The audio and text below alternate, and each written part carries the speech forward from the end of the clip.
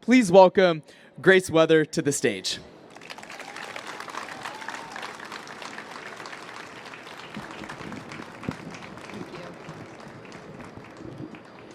Perhaps the rare and simple pleasure of being seen as what one truly is compensates for the misery of being it.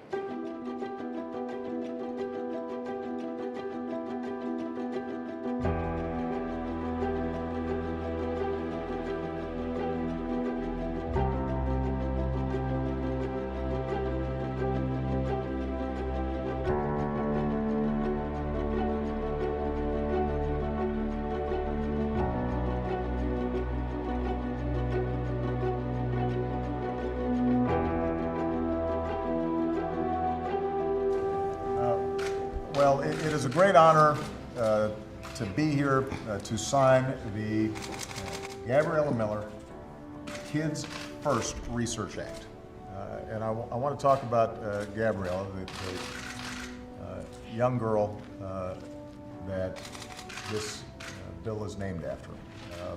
When Gabriella, a beautiful, fun-loving, smart young lady, was 9 years old, she was diagnosed with a brain tumor about the size of a walnut. And she was tough, and she knew that she had to fight it. And one of the ways that she did was to, it was about the size of a walnut, so she smashed walnuts. And sometimes I'll bet you might have helped out. And she fought the good fight. And Gabriella didn't make it, and she's in a better place. But her parents, Mark and Ellen, along with her little brother Jake, as well as a coalition of outstanding legislators, Republicans and Democrats standing behind me, as well as advocates,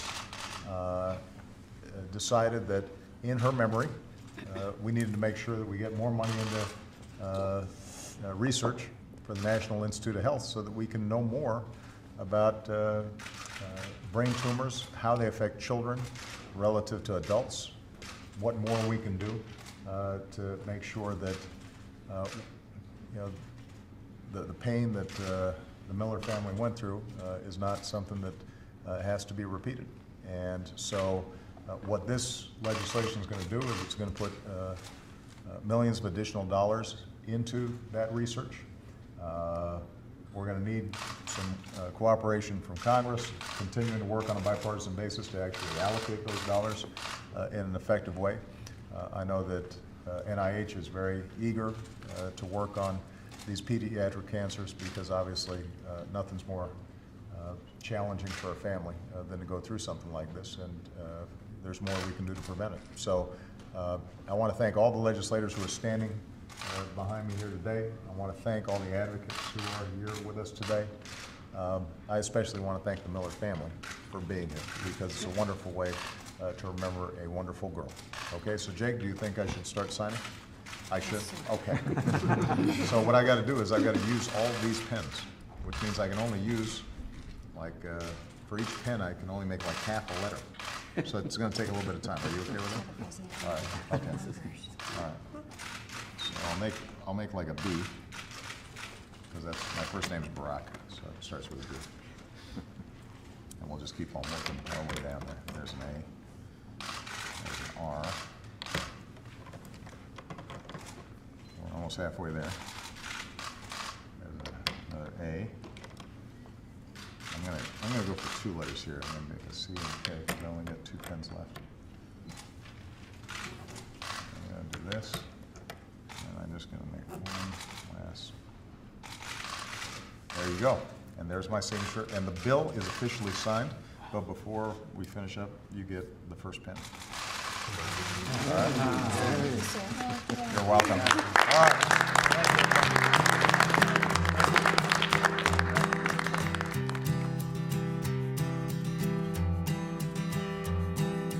I'll be kind if you'll be faithful, you be sweet and I'll be grateful. Cover me with kisses, dear, lighten up the atmosphere. Keep me warm inside our bed, I got dreams of you all through my head. Fortune teller said I'd be free, and that's the day you came to me.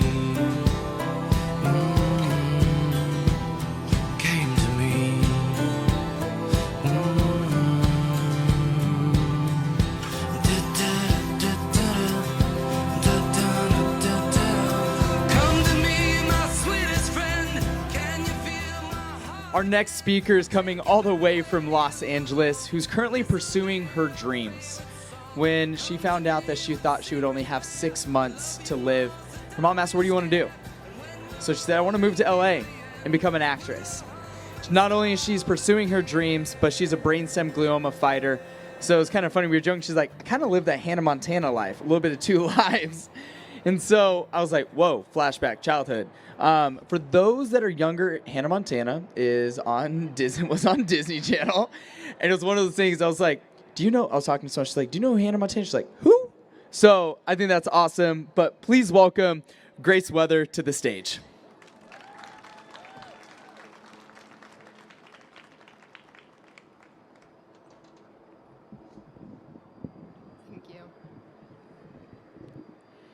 Perhaps the rare and simple pleasure of being seen as what one truly is compensates for the misery of being it.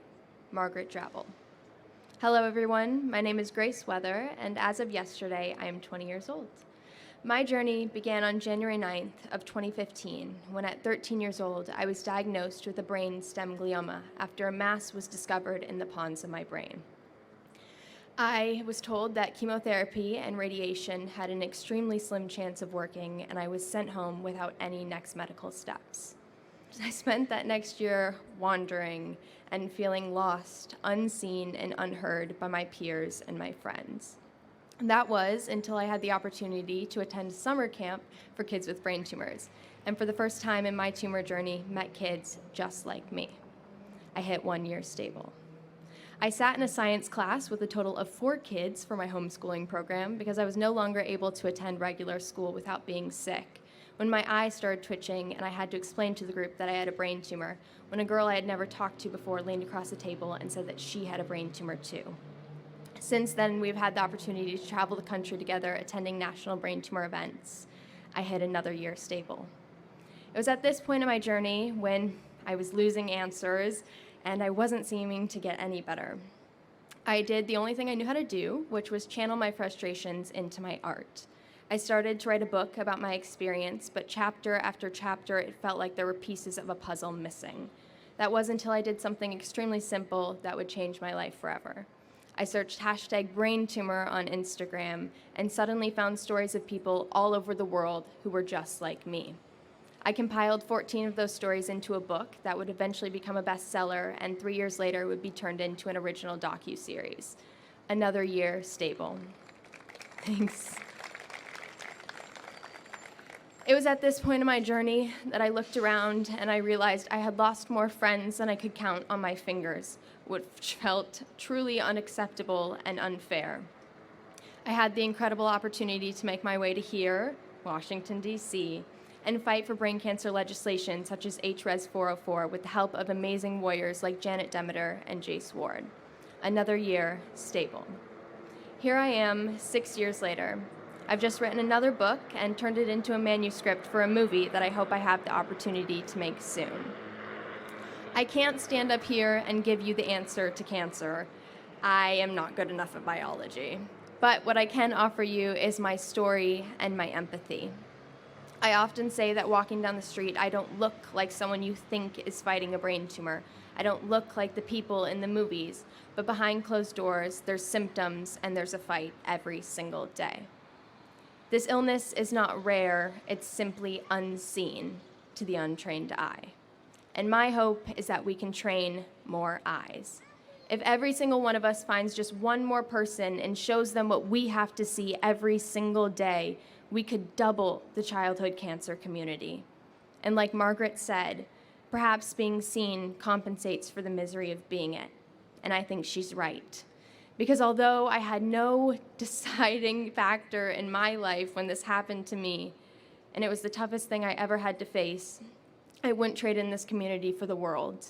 Because for the first time in a long time, I feel seen. Thank you.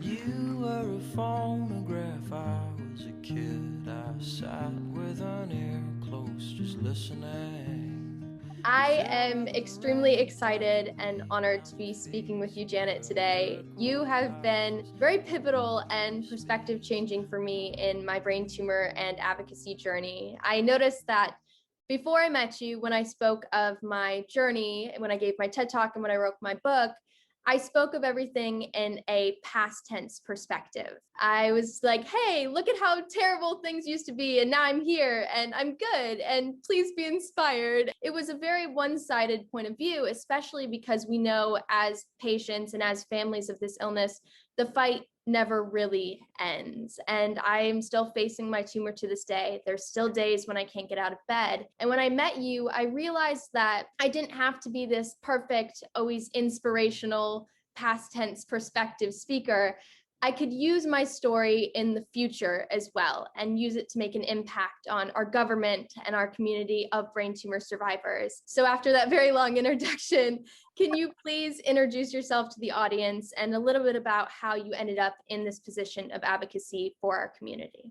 Of course, and Grace, the honor is mine. I'm Janet Demeter. I'll just introduce myself briefly. I'm a mom. I live out in Southern California. I lost my son Jack to a brain tumor in 2012, and what inspired me to advocacy and just to really devote my life was I realized it was a pivotal moment, his diagnosis, because it was a death sentence, and it was just the darkest day of my life. And I just at that point was like, God, my angels, put me to work, because I know that despite the discomfort of the moment, that there was a greater purpose in it. And I was like, damn it, show me what that purpose is right now. Right? I mean, and so I just want to reaffirm what you said in your intro. There is this feeling, I think, that we often all have, and as soon as we're in front of people, that we have to be this pretty picture of inspiration. You will always be a beautiful woman, so you never have to worry about losing that battle. But the not so pretty parts of our experience are inspirational. You never have to worry about running out of fuel for the fire. I mean, because this battle is always current. We still don't have solutions for many childhood brain cancers, but specifically these brain stem gliomas, DIPG. Yes, incorporating the past, but always keeping in mind in the present, these kids are fighting for their lives right now. And you are so blessed to have a reprieve, and you're meant to speak. I really believe that, but never, we can't tell one another how to feel, but I don't want you ever to feel intimidated by the fact that,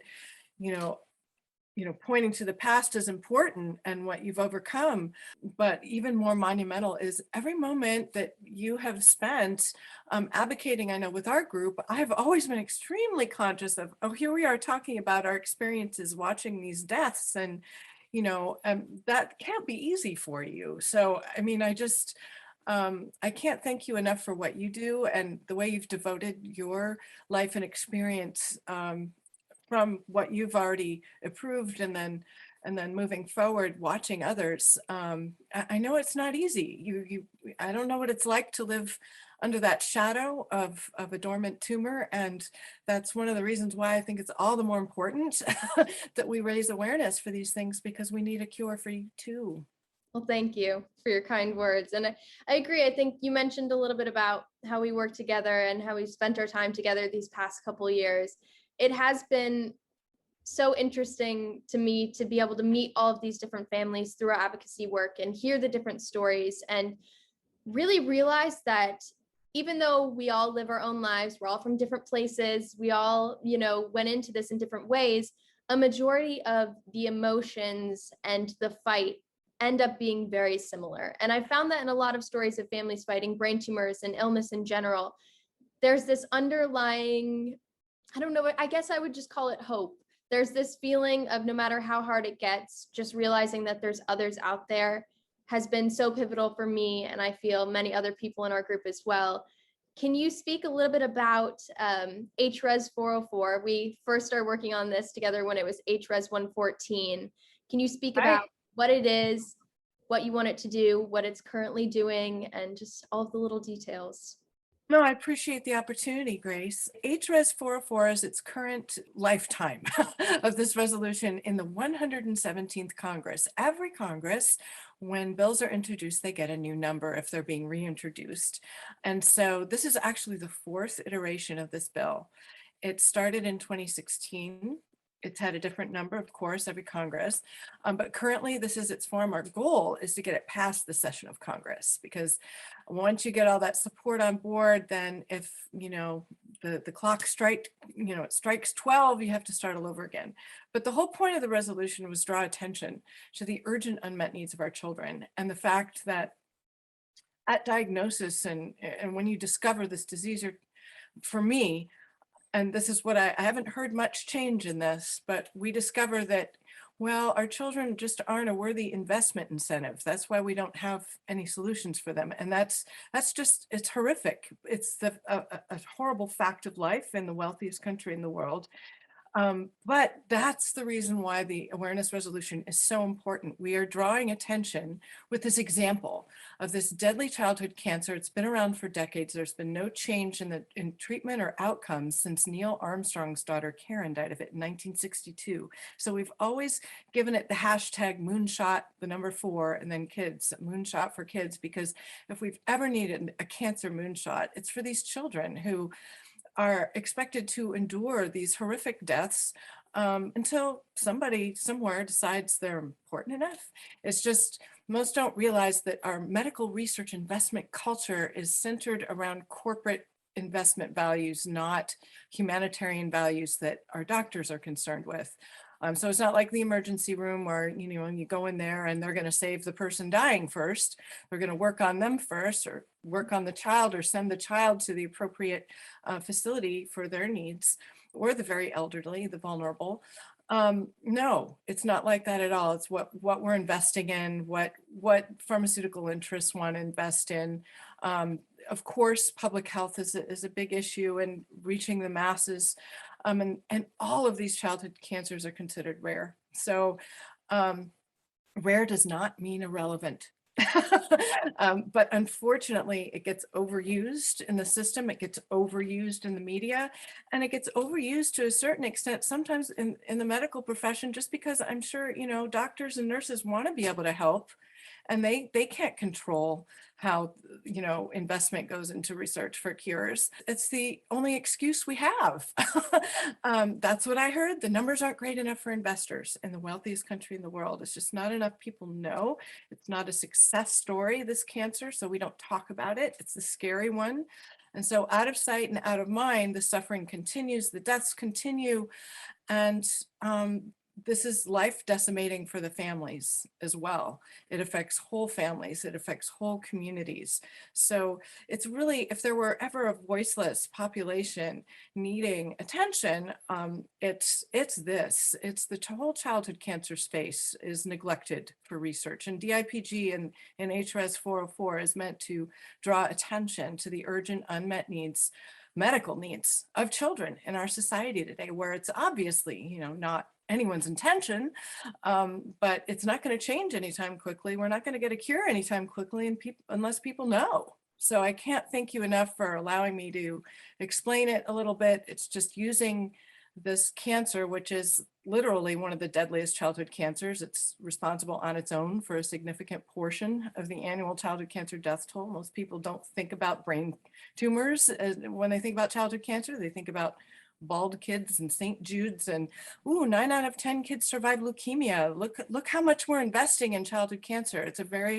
It's misleading, because we don't invest in childhood cancer research like that. Unfortunately, we've been lucky in that we've been able to translate significant research and research funding we've put into leukemias, but primarily on the adult side of the research that we've successfully, thanks to the brilliance of our researchers and scientists, been able to translate them into cures for children. And we have made improvements in the childhood cancer space, but we can't be leaving these kids behind. Yeah, I think that's such an important point that you brought up at the end, and we speak about it on our Zoom calls with members of Congress and Congress members' staff frequently. It's that until it affects you personally, many people have this very media driven cliche version of what it means to have a child who has cancer. And a lot of people assume that it's something that is treated easily. You know, we're told like, oh, your kid gets cancer, it's 6 weeks in chemo and then they're back to school and they're fine and they're speaking about it 20 years in their future. That is not the reality for these families. And it's not the reality for a lot of people facing brain tumors to this day. We don't know what causes brain tumors. We don't know how to cure brain tumors. Like you said, most people don't know brain tumors are one of the most prevalent forms of childhood cancer and the deadliest. That's not something that people know until I usually share it with them. And I think until it affects you personally, like you said, awareness is so important because we cannot attract a cure quickly enough, but we need help to attract a cure. We need resources, and we can't do that until we have awareness of the issue. You say this fact on these calls, 95% of research funding comes from parents and parent-led foundations, which is just, it is unbelievable to me. These are the parents who have already paid the ultimate price. They're already dealing with an ill child. It should not be their responsibility. It is incredible that they take it on. But like you said, we live in one of the wealthiest countries in the world with the most resources. It should not be these parents' job to find life-saving treatments for their children. A lot of people don't know. It is your job to find a trial for your kid that you have been told has 6 months to live. I do not understand that responsibility. It confuses me so much. And the network to even find something like that, thank God we have social media nowadays and we have ways to reach out to other families who've been affected by this. But it is an ongoing fight, and you do not know all of these responsibilities that individuals hold until it affects you personally, and you have to take them on yourself. So HRES Forum of Four means a lot to me, and I know a lot to other families who simply want to be heard and understood and seen by our fellow members of society. You are a co-founder of the DIPG Advocacy Group, which is this group that spearheads a lot of the efforts on HRES 404. Can you talk a little bit about the group and what you guys hope to accomplish now in the future and kind of what you guys do? Absolutely. Thank you, Grace. Yeah, we first formed this group. Gosh, it was a summer 2017. I had my first conversation with Elizabeth Passar, who's she's the executive director of Julia Barber Foundation in Knoxville, Tennessee. She had lost her daughter Julia on May 17th of 2016, and was aware of the effort spearheaded by the Michael Mosier Defeat the IPG Foundation to get as many states as possible with that particular date. In fact, we had changed the language of the resolution for the second introduction to include May 17th. It had originally been the last week of May to recognize kids with brain cancer. It was the first ever resolution for DIPG and childhood brain cancer in a state legislature was in California in 2014. And they were like, why a day? Let's do a week. So that's why the original bill had that. But then we consolidated so that we'd have unity and with our advocacy and hopefully not only to help the effort in the states, because we would always work on, California in my state and then with the others in our group, but then also we were hoping that we could get more of our community to know that we had this national bill for them, because that honestly has taken quite some time. We're really united in certain fronts and very particular fronts in research and in helping families, et cetera. But with advocacy, our community hasn't, over the last 10 years, it's improved, but originally we were so disjointed and isolated, and the experience of DIPG doesn't lend itself to hopeful advocacy. After you're told that your child's life basically doesn't matter to the system in place, that's why there are no solutions for them. And you experience the death and all the pain that goes with that and what it does to families and changes your landscape of friends. You're not thinking, oh, I'm going to go to my members of Congress and they're going to help me. It's just not something that happens. I took it on initially in 2016 just because I told you about the diagnosis and how it affected me. I was like, put me to work. And at first I was just, I was looking at 435 districts across the United States. How was I going to get people to help me? When I hooked up with Elizabeth in the summer of 2017, she had been wondering, well, there should be a national bill, because she'd been working on the state bill. And that's when she discovered that there was. And then I needed help, and she joined me in help. And also a friend of mine, very strong in the childhood cancer community, not an actual childhood cancer parent himself, but a parent nonetheless. But Paul Miller, who began the first big Facebook group for DIPG that's really become, other groups have come from that, but that was the group that really helped us become more cohesive and share information and network within our own community to get help. So he joined in with us in our efforts to support the House bill. So that was our first goal. And I had a lot of trouble with it at first, because there were some offices that were like, well, we don't do those. And I was like, huh?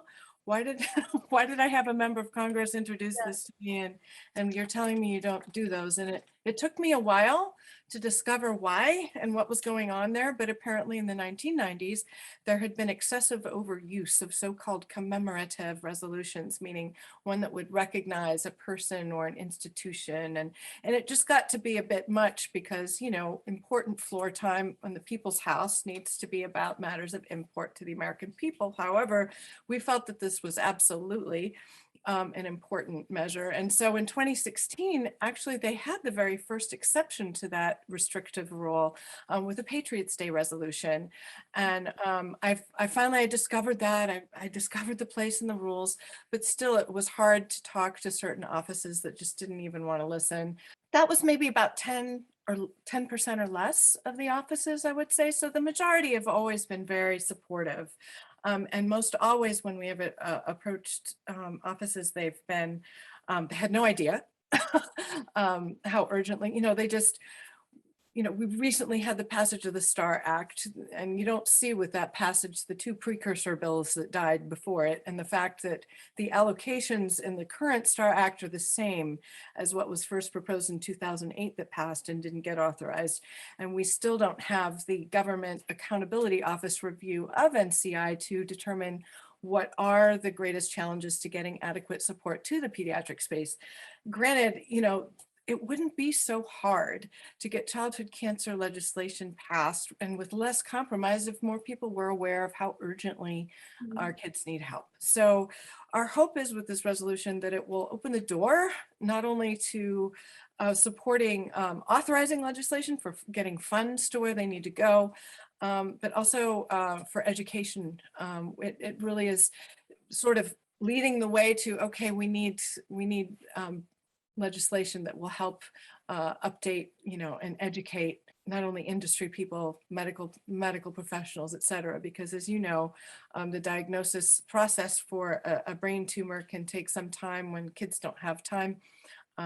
Some doctors aren't even aware of how prevalent brain tumors are in the childhood cancer community, or really aware of what their symptoms are when they're taken together. So, you're lucky if you get a practitioner or a doctor who's in the know. Or so at any rate, basically we came together to support the resolution in the House. And also that winter 2017, we began talks with senators about a companion bill in the Senate, because we felt if we could raise awareness there and get the help of the senators, it would help our efforts in the House, which it has. And so we've had, beginning in 2019, so it took us like a year and a half to get the first Senate bill going. So in 2019, 2020, and in 2021, we had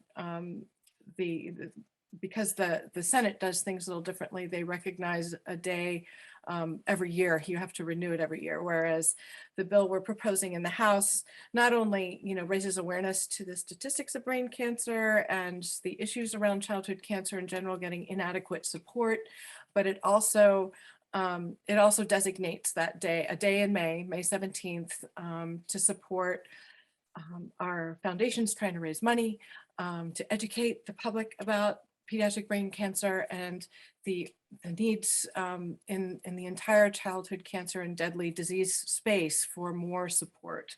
we're hoping that last session of Congress, we had almost half the House signed on. If we can get a majority this session, there's a chance that we could actually get it passed and not have to go through this process all over again. So we're very hopeful that House leadership will recognize the session of Congress, how urgent the situation is, and also just deem the resolution and everything it represents as being representative of an exceptional nature. There is an exception protocol on the restrictive rule put in place originally for the Patriots Day resolution that says a resolution of bereavement or one requiring certain action or of condemnation. And I think that the resolution kind of fits all three of those, because we should be doing more for our kids. We cannot get a cure quickly enough for them, and we need people to take action. We're hoping that, if we can get a majority signed on, that House leadership will finally warm up to this and realize, God bless our speaker. She does pride herself in being a voice for the voiceless, and we would hope that she would extend that power to this population. So basically, in a very large nutshell, we're trying to raise awareness on a number of fronts, but ultimately for the success to get this resolution passed. Every time you speak about it, I still get these like little butterflies. When I met you, I was a kid from Minnesota who was still very much in the hospital frequently. And my mom's a lawyer, so I had this kind of connection to the government and I knew a bit about it, but it never felt like something that I could reach. It never felt like something that I personally as an individual could influence in any way. And then realizing that we have access to Congress members and White House staff, like it blows my mind still every time we get on a Zoom call and I'm like, we're talking to the White House today? Like that doesn't make any sense to me. I'm a child who grew up on a lake. Like it still blows my mind. Do you have any words for individuals who want to find their place in legislation and influencing their government and speaking up for the causes that mean a lot to them? Absolutely. And I thank you so much for this opportunity, because there's nothing more important right now in our democracy. Yeah. It's very easy, and believe me, I've done plenty of it myself, but it's very easy to sit back and criticize and say, oh, they should be doing this. Why are they doing that? And oh, everything's so political. Da, da, da. We're political animals. Yeah. And the only way we get business done that's important is by speaking up. And we have a representative democracy, but it's become more and more estranged from us and more influenced by corporations and special interests. And the only way to bring it back a little more into alignment with its original purpose is for us to insist on it.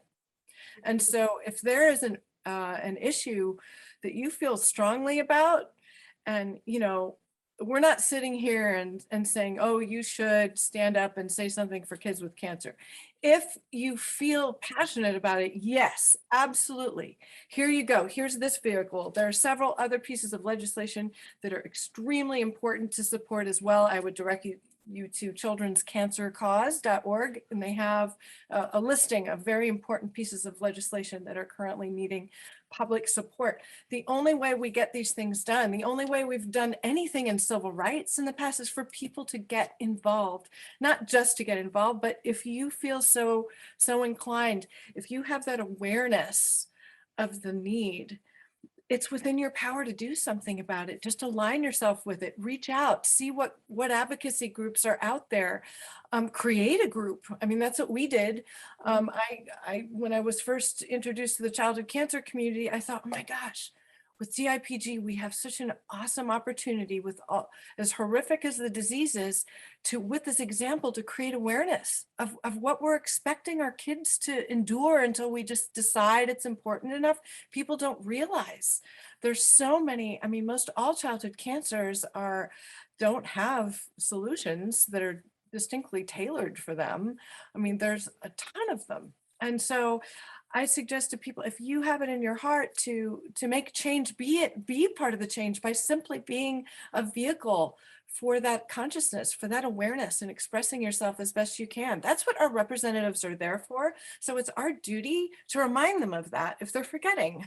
We need to be in their face as much as possible. It's going to take a lot of effort to create any change, but I encourage anyone, you know, I've been discouraged many times. I've heard no many times. I just don't take it as an answer. I just keep going. And that's what you just have to align yourself with people that are doing the same thing, because you're going to get rejection. So what? You know, it's just like, keep going. So yeah, I just tell people, just take it in your own, take the reins in your hands if you got them. And you do. That's how it's built for us to hopefully work. Thank you so much for taking the time to speak with me today. This has been wonderful. I don't get to speak to you very frequently because we're always speaking to others together. So it's so wonderful to speak with you today and to have you share a bit about the work that happens behind the scenes. I know a lot of what you do isn't necessarily seen by the public, but I know this woman spends hours a day on Zoom calls fighting for us kids, and it means the absolute world. I see your work, and this community is extremely, extremely grateful for you. And I cannot wait to see this resolution get passed and start making a difference. So thank you for joining me today. Thank you, Grace. It's just been awesome. You're wonderful. You're wonderful to work with, and I love answering your questions as well. Thank you.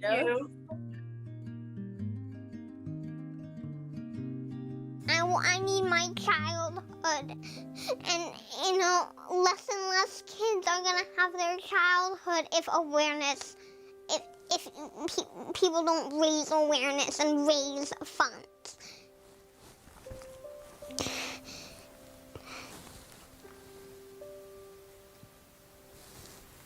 So what message do you have to our political leaders, our elected leaders, about kids like you? Stop talking, start doing.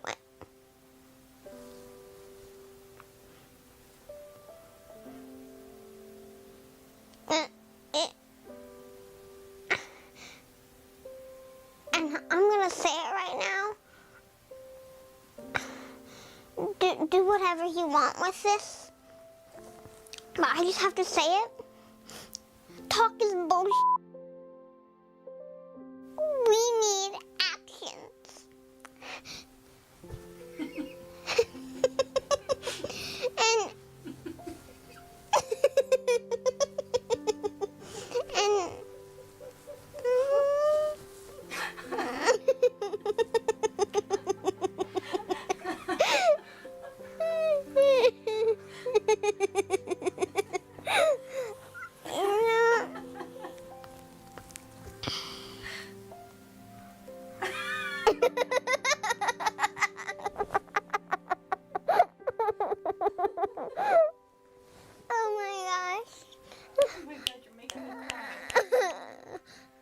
and you were already crying.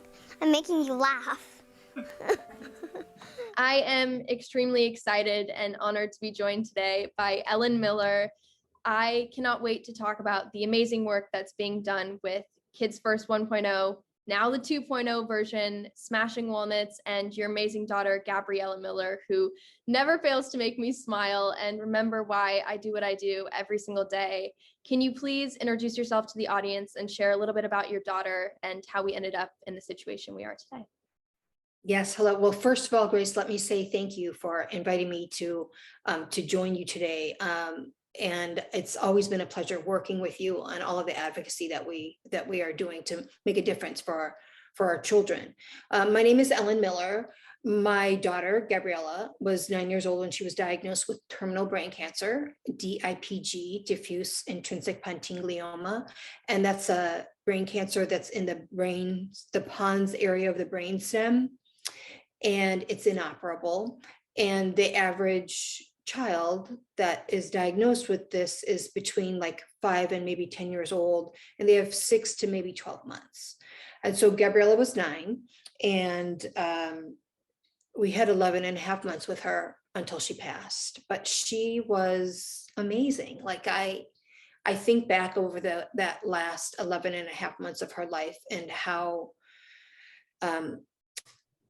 I mean, what a firecracker she was. And I'm in awe of that. Like that was my child. She was truly a very special person. She was a perfectly healthy child. She didn't have any medical issues, nothing like that.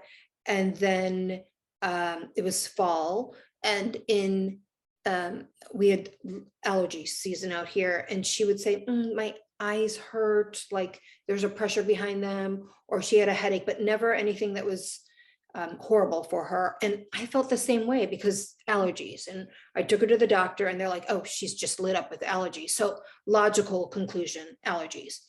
And then one day, not far after that, I noticed she had slight palsy in her face. And then I was talking with a friend the following day who's a pediatrician, and they were like, take her immediately to the doctor because it could be Lyme disease, mono, all these different viruses. So we took her in and she tested negative on everything, but the palsy got worse. And so we made an appointment to see a neurologist. And the day before we went in, we had gone to get an MRI, and I was in the room with her when she was getting the MRI. And when we walked out, a radiologist was there. When does that happen? I mean, you've got the technician and it's several days before it'll get in front of a radiologist. It just doesn't happen. So logically, I'm processing this, that we had our meeting, our appointment, the tech found something, called a radiologist, who immediately comes and says, we found something, you need to go back to your pediatrician's office.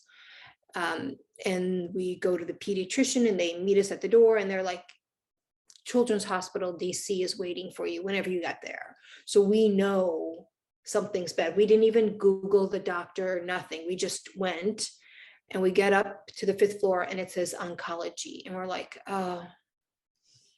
And so we woke up that morning with a perfectly healthy child. And at the end of the day, she was going to die. So we never told her that she was terminal. We told Gabriella that she had brain cancer and that she was part of the solution, and that she needed to work with the doctors and do everything they said for her to get better, because she was 9. And, we knew that we had a finite amount of time with her, and we didn't want that axe swinging over her head. Yeah. It was interesting because when we told her she had a brain tumor, and she didn't know that a tumor was cancer. Yeah.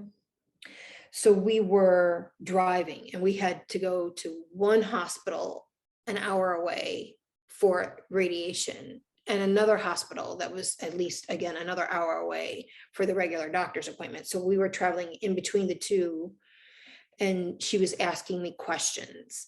And my husband and I promised each other that we would always be truthful to her in a way that she could understand. So first she asked how big it was, the tumor. And I said, it was about this big. I'm like, it's about the size of a walnut, which is where smashing walnuts came into play. So we would literally smash walnuts, signifying smashing her tumor. And so then she kept asking questions, and I told her that she had cancer, and she freaked out because in the previous year, when she was in 3rd grade, there were 3 moms that we knew that died from cancer. Mm-hmm. So I yelled at her, and because literally we're driving, she's back and she's freaking out, and then I yelled at her and I said, that is unacceptable. I'm like, we live in an amazing country and we've got access to some of the best doctors in medicine, and this attitude doesn't help. You're part of the solution. And months later, she was asking me, she's like, tell me what happened when you told me. And she didn't remember that she freaked out because she had just become such a strong advocate, and it became her platform where she would talk about the fact that she had cancer and all of the things that she goes through, but that she's working with great people, and we're meeting great people who are also battling the same disease. And so 2 weeks before Gabriella died, she was interviewed by Mike Gillette from the 2365. And it was at the time of sequestration. So the government is shut down because they can't balance the budget. Well, what the government shutdown meant as well was that NIH, the National Institute of Health, and all of their institutes were closed, and the FDA as well. So we live in Northern Virginia, and we personally knew children that were going to the NIH campus in Bethesda, Maryland, where the NCI was, to have their life-saving treatments, and they're being turned away. So it's like you going to your local hospital to get treated for something, and they're like, sorry, we can't treat you. We didn't balance our budget, you know? So then Gabriella was taking a chemotherapy that needed the FDA's to review it for her continued use, and they're shut down. So we're scrambling for a new drug. And Gabriella, so Mike is interviewing Gabriella, and he asks her, if you could say anything to our elected officials, what would you say? What do you want them to know about children like you? And so she said, stop talking, start doing.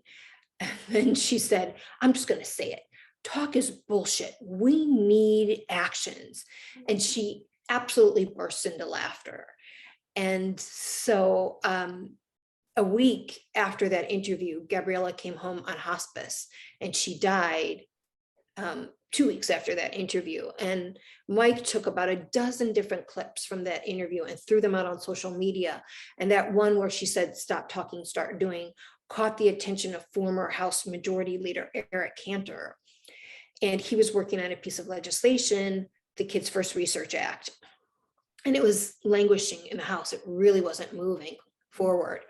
And so Leader Cantor reached out to my husband and me and asked us if we would meet him in his office in the Capitol building. It was 1 month after that interview, 2 weeks after Gabriella died, and 1 year after our diagnosis. And he told us about this legislation, the Kids First Research Act, that proposed to move $126 million over to NIH, to the Common Fund for Childhood Cancer and Disease Research. And it's a 10-year bill. So every year I need to go up to the Hill to get it appropriated. It's $12.6 million every year that we get it appropriated. Well, Eric had asked if we would attach Gabriella's name to this piece of legislation. And so I'm newly bereaved and I have no filter. I'm angry, and we've failed our children in so many ways. So I just asked him, I'm like, is this just some political ploy that you could put out and pat yourself on the back saying, hey, look at me? And he just looked me in the eye. He's like, no, I'm going to see this through. And boy, did he ever. So we attached Gabriella's name to that piece of legislation. And it was very interesting because our world was not supportive. We had a lot of naysayers saying, you'll never get it done. You'll never get it past the House. So we had a House vote, and we were trying for a 2/3 majority vote so that if 2/3 of the House voted yay, it would pass. And we absolutely did. It was just phenomenal. Didn't expect that. That was just amazing. So then we went to get senators. And immediately and with Leader Cantor, my husband and I literally met him in his office. He hopped into a car with us and drove to the 3 different Senate offices. We had meetings with them. Within less than 24 hours, I got a phone call on my cell from Senator Kane saying, yeah, you got me, I'm in, I'll champion this. And so from the moment Gabriella's name was attached to the bill until we were in the Oval Office with President Obama signing it into law was just over 4 months. And then it was just over 8 months before we first got it appropriated. And so we're just waiting for this year's reconciliation. It will be 8 consecutive years funded, over $100 million. So fantastic. While $126 million is a lot of money, I mean, that's phenomenal. Yeah. I mean, I would love for Smashing Walnuts to make that. We will never make that much money as a foundation. If we made that much money, we would be a major player. But in our political world, it's like a quarter. It's nothing. In our multi-trillion dollar, world that we live in. So we need more money for our kids. So now we're working on our 2.0 version. And it's just bigger and better, a completely different funding source. I love it. It actually is existing penalties against pharmaceuticals, medical device manufacturers, the cosmetic industry, and the natural supplement industry that knowingly break the Foreign Corrupt Policy Act. So they're knowingly breaking the law because it profits their business. And the penalties are significantly less than their profits. So they'll take the penalties. And so currently those penalties go into the general treasury. They're not designated. And our piece of legislation will designate them to the Kids First 2.0. It'll go into the existing program that's already in place at NIH. But what's fantastic about it is that it will never sunset. It will continuously fund this research for our children. You covered so much that I wanted to talk about. So I'm so glad. Hearing Gabriella's story, I'm like seeing flashbacks of my own experience and what you guys went through, because my tumor as well is in the pons of the brain. And many people don't realize until it affects them personally or someone around them that a lot of brain tumors can't be treated. It's not this simple solution that we always think it is. It's, I was talking about this with Janet. It's not like it is in the movies. It's not 6 weeks chemo and back to school. Oh, yeah. It's an ongoing fight that needs help. And we're seeing so much hope right now in the brain cancer community on the science side of things and on the legislation side of things, and seeing these two worlds come together and seeing the advancements we've been able to make in, medication and ONC201 and CAR-T and all of these advancements. It is such an interesting and pivotal time, I think, for this community, and Kids First 1.0 is incredible, and 2.0 is amazing as well. I have loved being on Zoom calls, speaking with members of Congress and their staff about this, because the stories that everyone shares on here are so, these are the people who have seen the worst things you can see in life, and their hope and their drive, and your hope and drive to just continue to fight and actually make a difference in our government and in our country for these children who don't have a voice of their own. It means so much to me. And you're doing this work through Smashing Walnuts, which is the foundation, like you mentioned, the little anecdote about literally smashing walnuts. Can you share a little bit about the foundation's mission and where you hope to go with it in the future and what you hope to accomplish? Yes, thank you. Thank you for asking. So we actually started the foundation 3 months before Gabriella died. When we got Gabriella's diagnosis, we had no idea the tangent that our life would go down, because that was not the path that we were going down at all. And so we had gotten Gabriella's diagnosis and then found out that Gabriella qualified for a wish from Make-A-Wish. And so I researched and found out that the average wish was $7,500 back in the day. And so we set a goal. We saw Macy, a full page ad in the Post about Macy's Believe campaign, where for every Dear Santa letter that you write, Macy's will donate $1 up to $1 million to Make-A-Wish. So we set a goal to get 10,000 letters. And I was just asking everybody that we knew. And a friend said, I've got this. We were literally days into diagnosis. And she's like, I've got this. And she started our Facebook page, which is now Smashing Walnuts.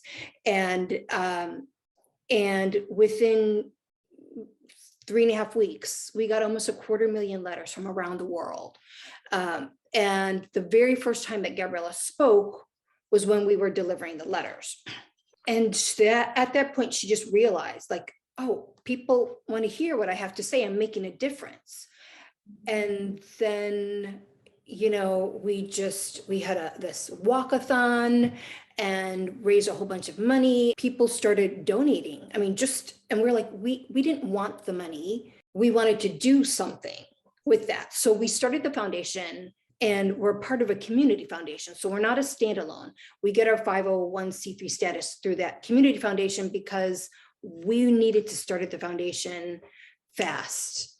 And we didn't have enough time to do that as a standalone with Gabriella still with us. So we actually, on the day that we were signing the paperwork, found out that a friend of ours that we met in our childhood cancer world, Gavin, who's 13, died the day that we started the foundation. And Gabriella said, our first grant we're making in his honor.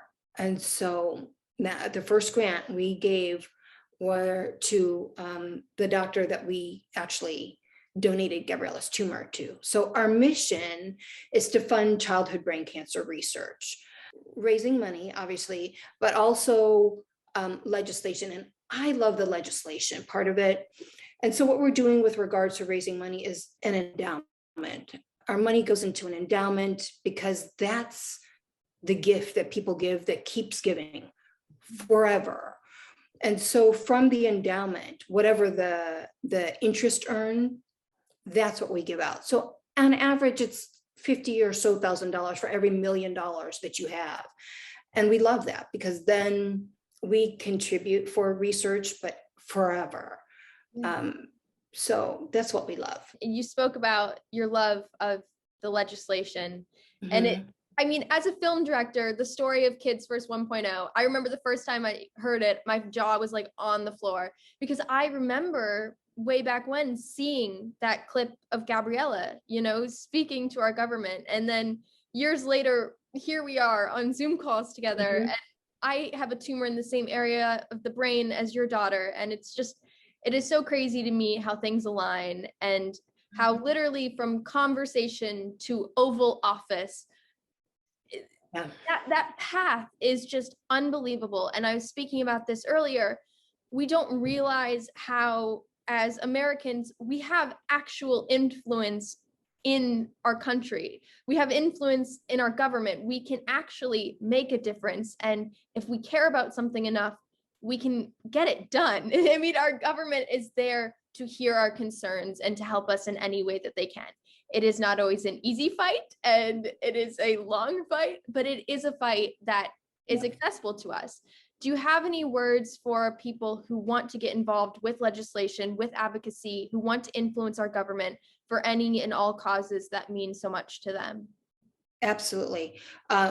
First of all, never, ever, ever go at your elected official with a negative way.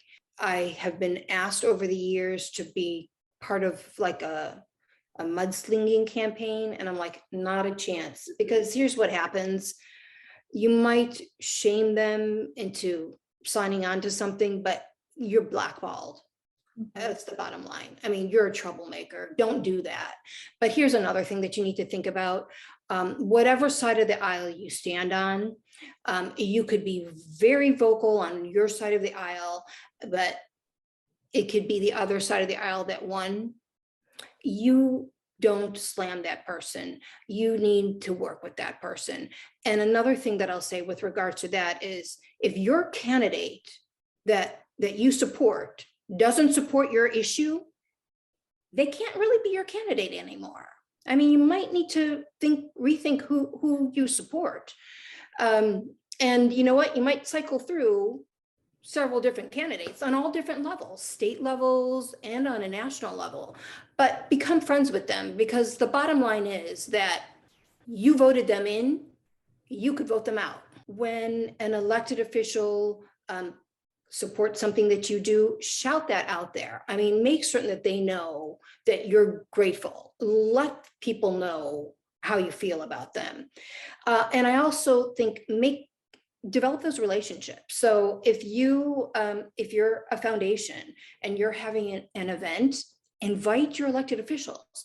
on both sides of the aisle, but from your local elected officials for your town or your county, your state level and your national level, because they want to be seen, they want a platform, and they don't know what's important to their constituents unless you let them know.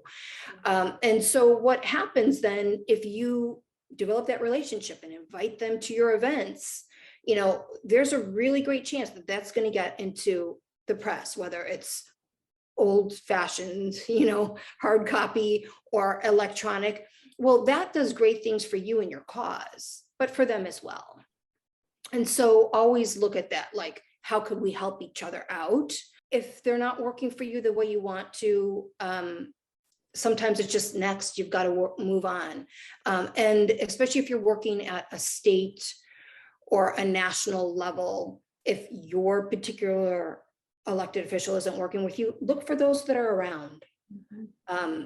Because, I mean, in the House, there's, you know, 400 some odd, Senate, there's 100, that's on a national level. I mean, there are plenty. And so, for example, in the Kids First 2.0, currently in the House, we have 83 co-sponsors, which is fantastic.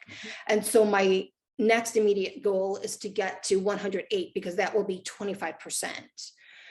Which is amazing. Janet has well over 100. I mean, she's just killing it, which is fantastic. I love that.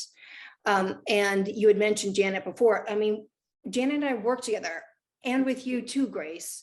We've been on many Zoom meetings together, and we help each other, which we should. So find out about the different causes that are out there, and join, just become a part of them.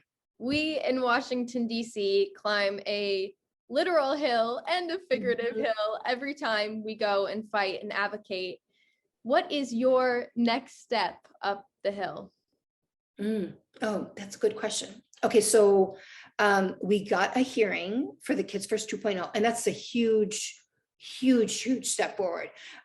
There's a statistic, and somebody could fact check this, but it's something like almost 99% of legislation that's introduced, nothing ever happens with it. Yeah. And so literally when you said hill, it is a huge climb up a hill to get things done. So we had the hearing, which is great. We're working on, as a matter of fact, just yesterday I got follow-up questions from several members that will go into the official record about the hearing. So we're working on getting it through the committee for a markup. And then also this week, we just had a meeting with senior staffer of the House Majority Leader. Just want to keep them in the loop, find out if they have any questions, want them on our side, because once it gets through committee, we want to be able to go back to the Majority Leader and say, you're familiar with this, do you have any questions? How quickly could you get it onto the floor? Yeah. We also have our bill introduced in the Senate. So everything is bipartisan, House and Senate. I'm focusing right now more so on the House, just simply because we need to get that through. And then typically when that happens, it's a little bit of an easier ride through the Senate when that happens. So my immediate goals are continue getting co-sponsors, get our bill through committee, and get a vote. So yeah. Thank you, Ellen, so much for sharing the story of your amazing daughter, Gabriella, as well as the work you guys are doing in legislation and pediatric cancer advocacy in general. It means the world. I can't even express my gratitude towards you, and getting to work with you and getting to just be a small part of the amazing work that's being done on Kids First 2.0. It's an honor. So thank you so much for taking the time to speak with us today and share a bit about your work. Thank you for having me. DIPG affects so many lives and so many families every single year. With DIPG, getting the diagnosis was tough. What was even tougher is to realize how truly underfunded DIPG has been. A lot of the trials, actually every single trial that I have been a part of has been funded by families, family foundations, and people who have been affected by DIPG. They need family foundations to fund it because we get such a lack of funding from our government.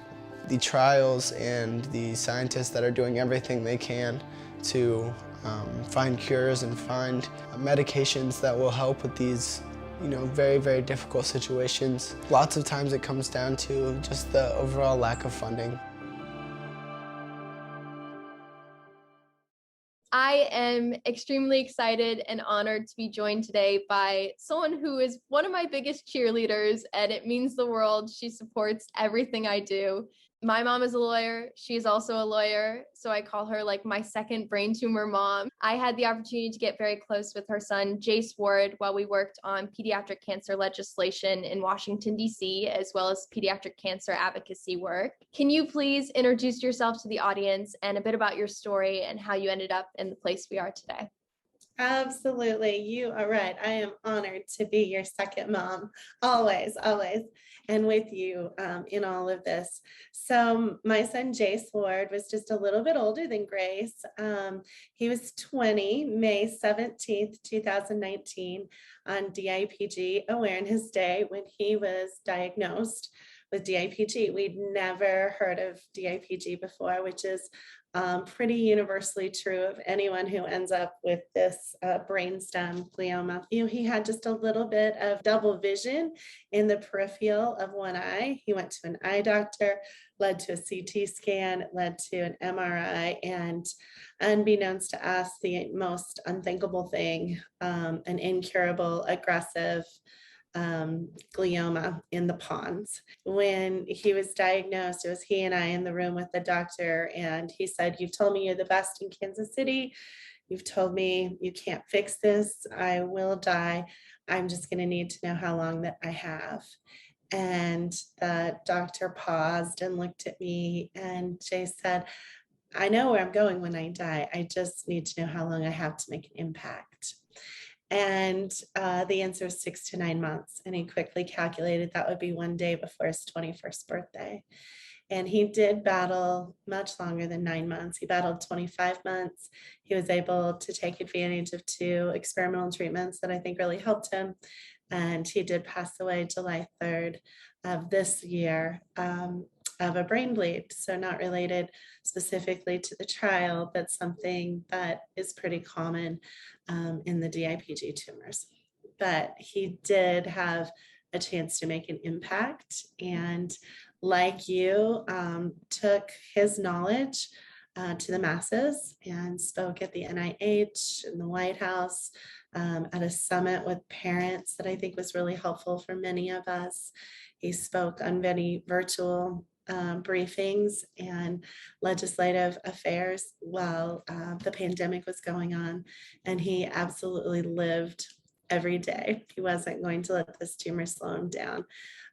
So like you, he kept a smile on his face even through the really hard parts of living with a brain tumor. 100%. I can't agree more. You spoke on it a little bit, but we actually met in Washington, D.C. while fighting for, at the time, HRES 114, and it's now HRES 404. And I know Jace was a huge advocate for that, and as well as other things like the Credit to Care Act and the Accelerating Kids Access to Care Act. Can you speak a bit about the work you guys were doing in Washington, D.C. and kind of that journey to advocacy? I mean, this is a time where most people would probably turn off the lights and put the covers over their head. And I met you guys in the middle of your journey on the front lines in Washington, D.C., fighting for others. You were not thinking about yourselves. And I find that so noble. And I'm curious what that journey was for you, from hospital room to getting on a plane and saying we have to do something and we have to do it now.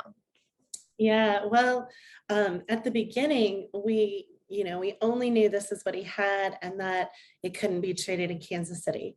So, we had to go to MD Anderson to just get a true diagnosis in Texas, but that's about all they could do at the time. There weren't trials for 19-year-olds or 20-year-olds, I should say. The trials were ending at 18. So that was a challenge we knew we needed to help change. We next were in New York, hearing about a really good drug that was being used. It wasn't curing the tumor, but it was helping people live a good quality of life much longer. But he didn't qualify because that trial ended at 18. We then were in San Francisco the next week to do a biopsy to confirm what mutations he had in order to know what clinical trials he could possibly have. And the result of that was we knew his mutations, but his doctor simply said, you have the 3 worst mutations you could possibly have, the most aggressive. To which he said, okay, what trial should I do? What would be best? And her answer was, what part of the country do you want to spend time in? What part of the country haven't you seen? Jace was sassy and said, I have a travel agent. I can book my own trips. I need to know what's the best what's the best trial for my tumor and how the heck do I get in it? So to some degree, we did not know that we were running into the challenges we needed to advocate for in those early weeks. But we came to know we absolutely had been able to have access to some of the very best doctors through those few weeks, and still we're having trouble getting into treatments, and that had to change. Jace would always after that say, we have to make it easy enough that a 25-year-old mom with a 4-year-old could find the voice to ask for the same access that I need. And he knew he could speak up and explain what it felt like to be told, you're going to lose your walk, your talk, your swallow, your mobility, but you will never lose the ability to know exactly what's going on. And he knew he could explain that in a way that might resonate with lawmakers. And so just a couple of short weeks after his 6 weeks of radiation, which, as you know, is the only standard of care in DIPG. And it's been the same since 1960. So we know it's not going to take care of it. We've lost thousands and thousands of kids, 400 a year in the US to DIPG since then, and it's not changed. But he knew he had to get busy. And so he was invited to speak at the NIH on the idea of owning your own genomics. I mean, it was odd to me and to him that even if he had a biopsy done, a very invasive procedure, he did not own that tissue at the time, and he did not own the right to send it where he wanted to and the results where he wanted to without massive paperwork. And after his death, it was not his family's to control what happened to it. And so he did speak, and I think it was well received. And one thing we learned when he spoke was there were researchers there that had worked with DIPG cell lines for years, but had never met a patient with DIPG. And the urgency at which they chose to work after that was impacted by understanding his urgency to find a treatment to save his life. When he went on then to speak in legislative offices, I loved how he would start the conversation because he looked so very normal, just like you, Grace. You're beautiful. You look so normal. And yet you battle things every day behind the scenes because of your tumor. And he would just start by saying, we're here to talk about DIPG. Do you know what that is? And the staffers are wonderful for senators and representatives. And as you know, they're not much older than you and Jace. Oftentimes, they're in that 25 to 30-year age range, and they're gatekeepers, right? Well-intentioned gatekeepers for our politicians, but they don't know what DIPG is, just like us, just like we were. So he would say, well, he said, I was just like you. I was pursuing a law degree. I hope to be in politics. I, got good grades, procrastinated too much, partied a little bit too much maybe, but none of that has to do with the fact that I now have 6 to 9 months to live.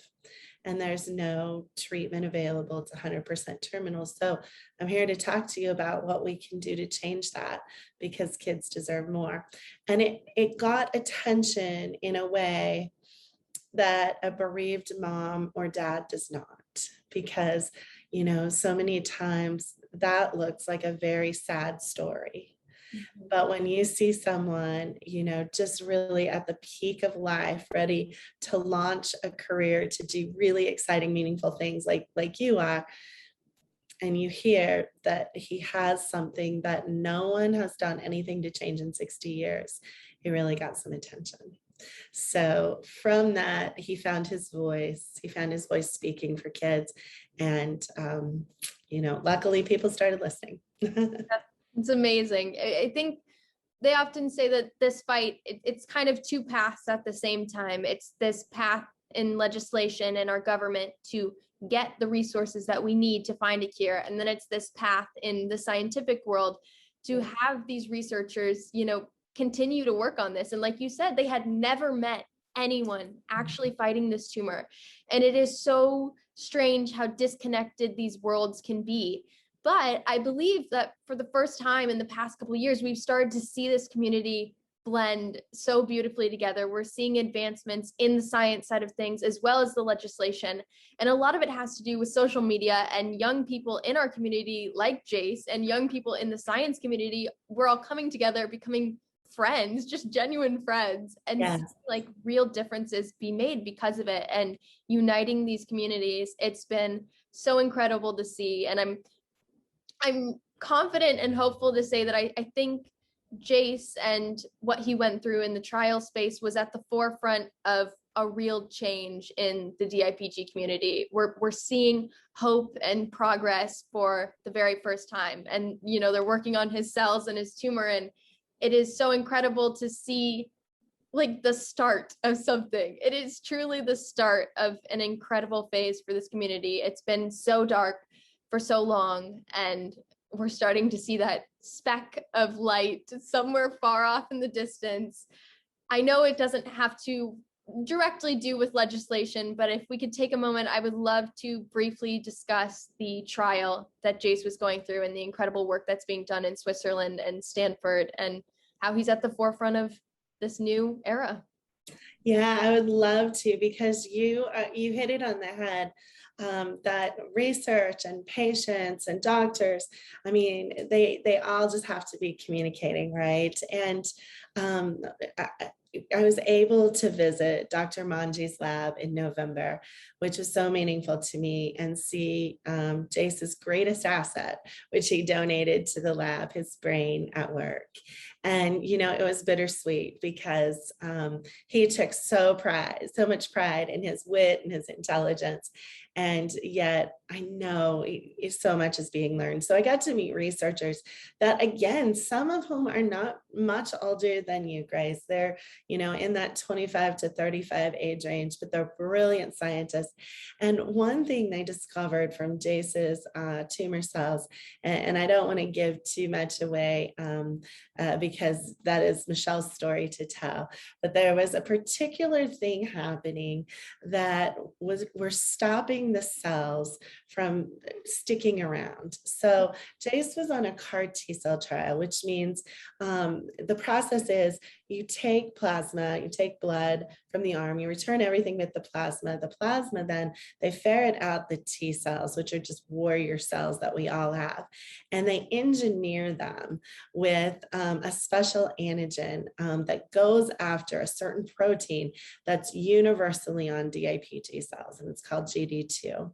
And so these CAR T cells then grow, they're packaged, and then the first dose is administered by IV with some, immune depleting cells. Jace lost his hair, which he absolutely hated, but as his mom, I thought he looked good anyway.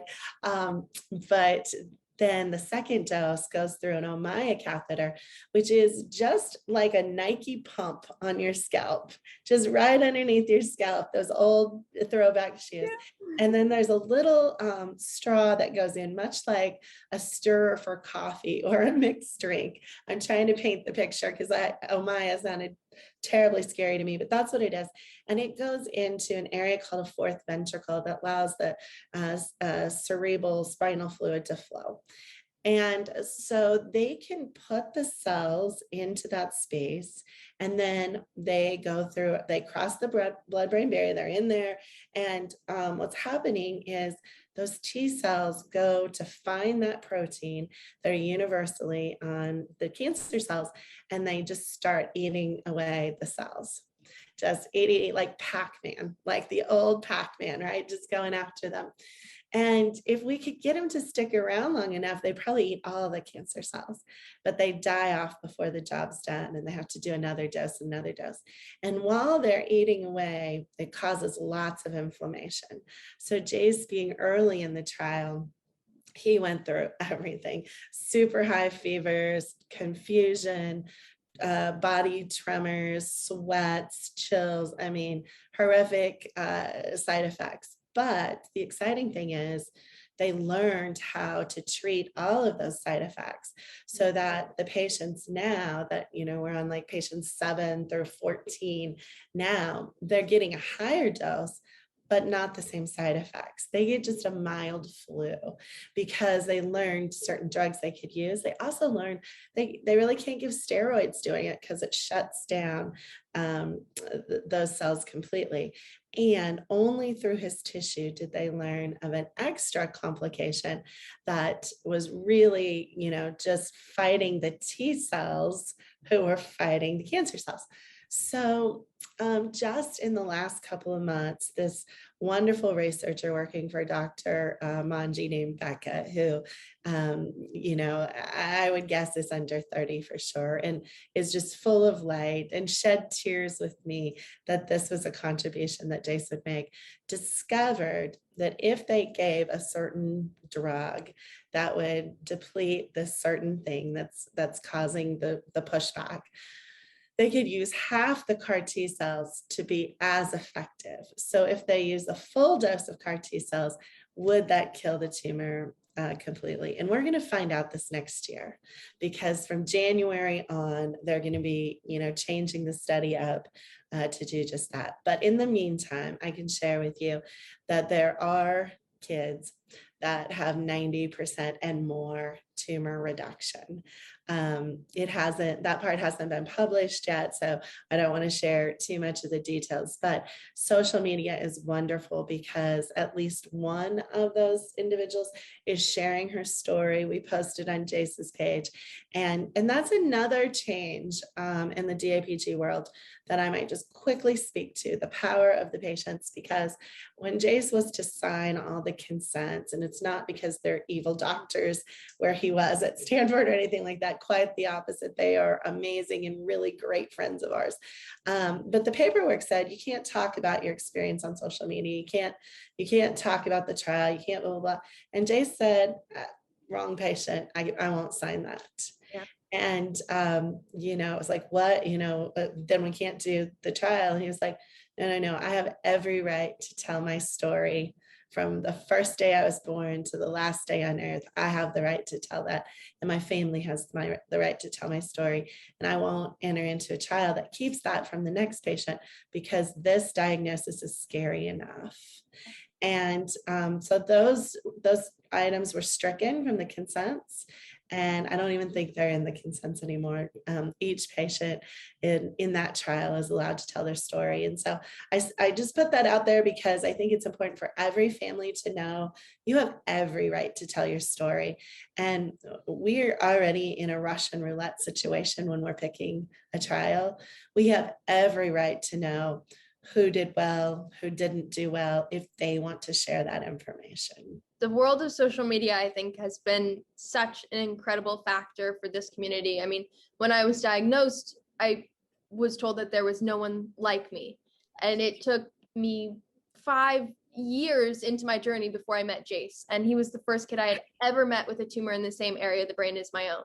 And I had met other kids facing brain tumors, but the brain is extremely complicated. It's as different as your hand and your foot. One area of the brain to the next presents different symptoms. It presents different challenges. A lot of, like you said, it leaves you cognitively totally intact. It's these physical issues that you start developing, and a lot of them are not even noticeable to other people. And so having this silent fight that your body is changing and others may not, it's a very isolating feeling. And it wasn't until years into my journey that I ever met someone who had felt the same way. And so I think the power of social media and the way you guys share Jace's story and the way he shared his story is so powerful. And you have continued his work and his advocacy. And now you work on #ToughTogether. Can you speak a bit about the work you do now? I just attended an incredible breakfast in Washington, D.C. for Cure Fest, and you're doing such amazing work for this community. I mean, childhood cancer in general is a community that needs so much help. And then you go down and pediatric brain tumors need so much help. And then, you know, you find this like small community in the corner of people who have fought DIPG, one of the deadliest forms of pediatric brain cancer, and significant portion of the overall childhood death toll comes from DIPG. It's this little community that didn't have a voice years ago, and many people don't know about it until it affects them personally. You speak about the work you guys are doing with Tough Together and what you hope to accomplish in the future as well. Oh, thank you so much. It would absolutely be my privilege to do that. You are exactly right. Everything you said is what is driving Tough Together, because there is power in togethering, right? There is power in knowing you're not the only one. You feel like, okay, I can ask for that because I'm entitled to it. I should be able to know.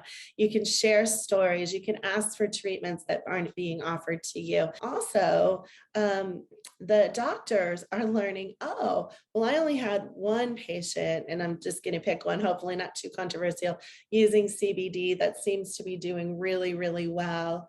But gosh, now on social media, there's like 100 and they're doing better, and maybe we should study that, or you could pick anything, right? So the power of sharing that information, because so many times our stories don't completely get in our records at the doctor's office, and so it never percolates to, we should look at this. And that was what we brought together. Jace, when he was diagnosed, I just said, most people have like a GoFundMe page, a Facebook page for local support, and he was like, I don't want my name all over everything. And in the initial days, and I was like, well, what should we do? And I was like, and he was like, don't be like Jace Ward Warrior or something like that. And I was like, okay. He said, I want to be a normal kid as much as I can be. And I was like, okay. In the end, he settled on Tough Together. He played as number 2 in sports. And so it's just the word tough and the number 2 and then gather. And he just said, if we raise money and we don't need it for my treatment, please, please, please make sure the next kids get it. Make sure it goes to research, make sure it benefits. And so that's what we're doing with that. But along the way, we learned that power of coming together, the emotional uplift, the ability to share resources towards things that would help most, and to share the information. And it was always our desire that it be very accessible, that it not be locked away behind a pay-to-play situation where, only, families that can check the box like ours, a 22-year-old with a lawyer mom who won't take no for an answer, can get the same access. And so we did have the breakfast. And it was just a short time after Jace passed, in conjunction with Cure Fest. And Cure Fest, of course, is in DC. It brings together the entire childhood cancer community. You spoke on the main stage so wonderfully, and I'm sure we'll want you to again. It was fabulous. But we were able to highlight DIPG, which is the deadliest cancer now among all childhood cancers.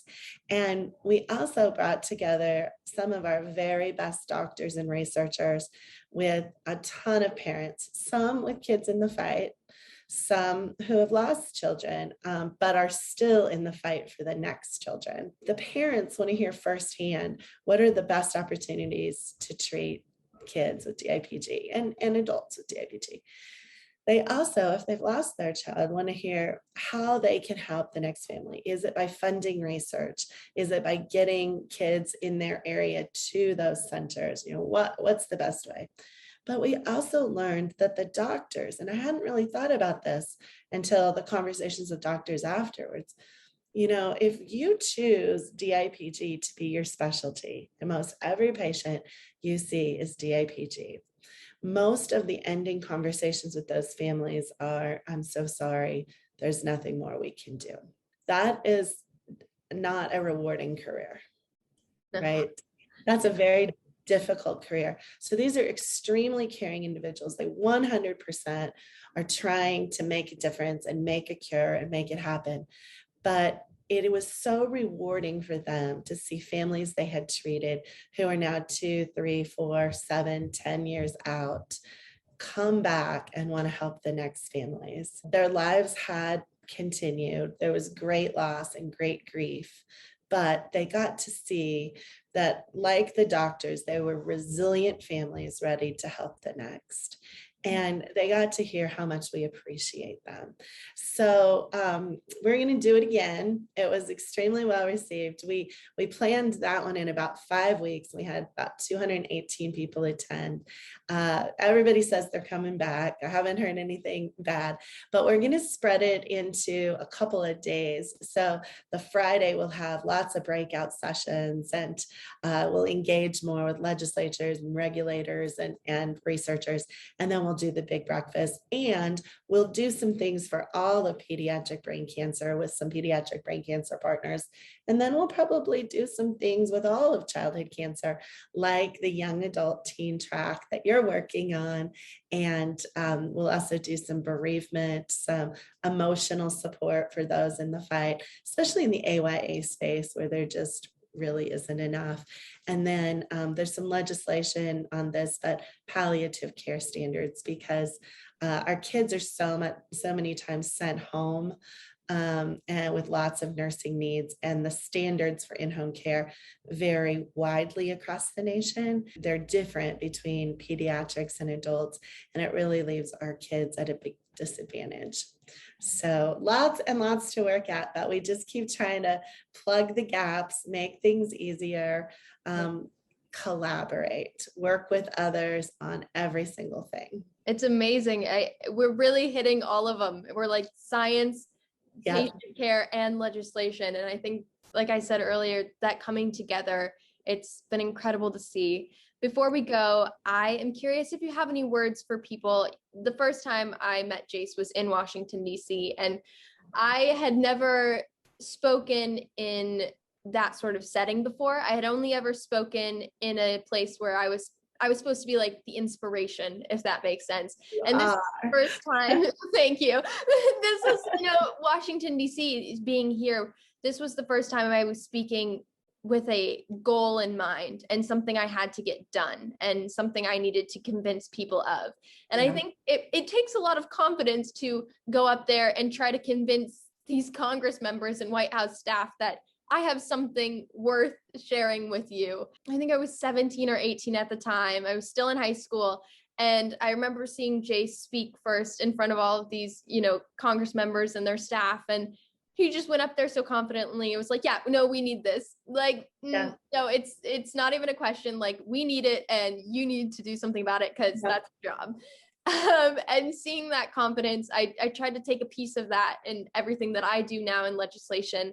Do you have any words for individuals who want to get involved in our government, in legislation, in advocacy in general, about moving forward and becoming an advocate for whatever cause means so much to them? Well, our lawmakers only know what we're willing to share with them. And if we're not willing to share it, they hear from paid lobbyists whose interests might be very different from our own. Jace's message was DIPG won't wait. There's nothing you can argue about that. It will not wait. And we don't have large pharma lobbyists or others singing that song.